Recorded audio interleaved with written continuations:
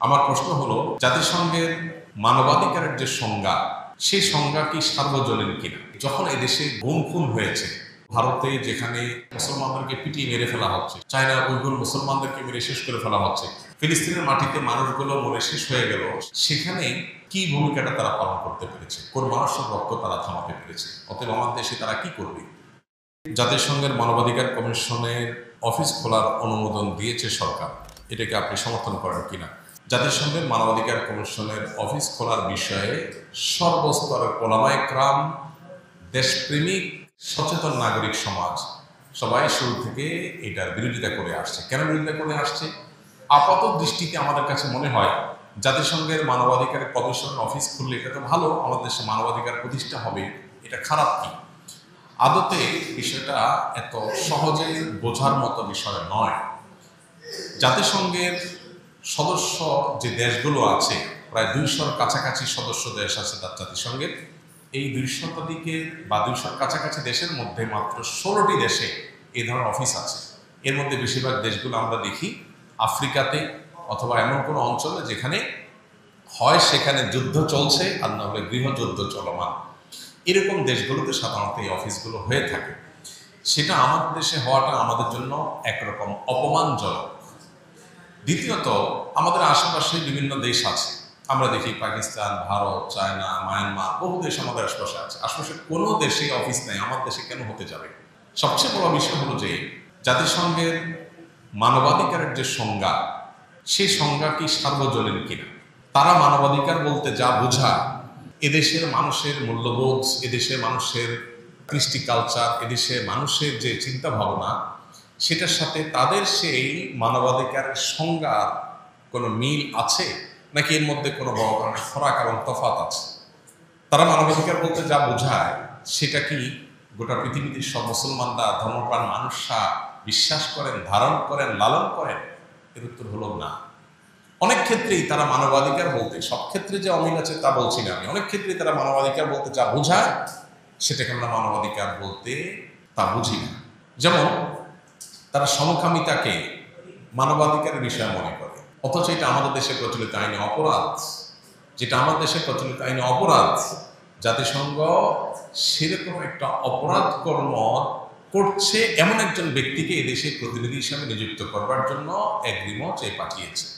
এটা আমাদের জন্য অত্যন্ত অপমানজনক একটা ব্যাপার।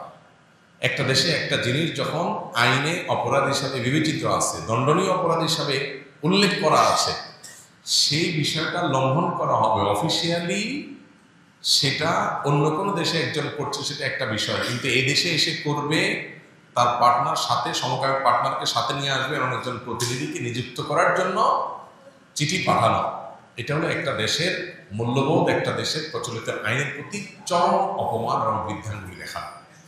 এরকম একটা অপেশাদার কাজ এ ধরনের একটা সংস্থা করতে পারে, সেটা আসলে কল্পনা করা যায় না। এটা একটা বিষয়। আর এই যে অফিস খোলার বিষয়টা, সেটা যেটা বলছিলাম যে যখন এদেশে গুম খুন হয়েছে, তখন এদেশে জাতিসংঘের এই মানবাধিকার কমিশন কোথায় ছিল? তখন অফিস করার ব্যাপারটা বরং বেশি প্রাসঙ্গিক বলা যেত। এখন এই মুহূর্তে এসে তাদের এই অফিস করার কার্যক্রম কি হতে পারে? তারা যদিও সুনির্দিষ্ট কিছু কাজের কথা বলছেন, এর বাইরে কাজ করবেন না, সুনির্দিষ্ট সময় বেশি কাজ করবেন না, কিন্তু আমাদের অভিজ্ঞতা বলে যে সমস্ত দেশগুলোতে তারা কাজ করেছে, সেই সমস্ত দেশগুলোতে সাধারণত কোনো সমস্যার সমাধানের চাইতে নতুন করে আরো বহু সংকটের জায়গায় তৈরি হওয়া নজির আছে। ফিলিস্তিনের মাটিতে মানুষগুলো মরে শেষ হয়ে গেল, শিশুরা অনাহারে শেষ হয়ে যাচ্ছে, এবং ত্রাণের জন্য বা খাবারের জন্য সিরিয়াল দ্বারা মানুষগুলোকে মেরে শেষ করে ফেলা হচ্ছে, হসপিটালগুলোকে মাটির সাথে মিশিয়ে দেওয়া হচ্ছে, ডাক্তারদেরকে গুলি করে হত্যা করা হচ্ছে। সেখানে এদের অফিস কার্যক্রম করে কি ভূমিকাটা তারা পালন করতে পেরেছে? কোন মানুষের রক্ত তারা থামাতে পেরেছে? অতএব আমার দেশে তারা কি করবে?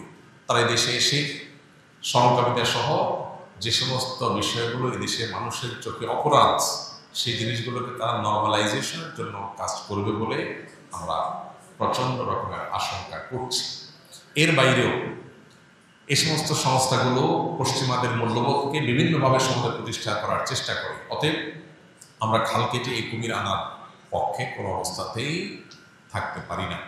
এই জায়গা থেকে আমি আশা করি যে সরকার সুবিবেচনা পরিচয় দিবে এবং ওলামা একরাম সহ দেশের সচেতন নাগরিকদের তারা বাইরে গিয়ে কোনো কাজ তারা করার চেষ্টা করবে না।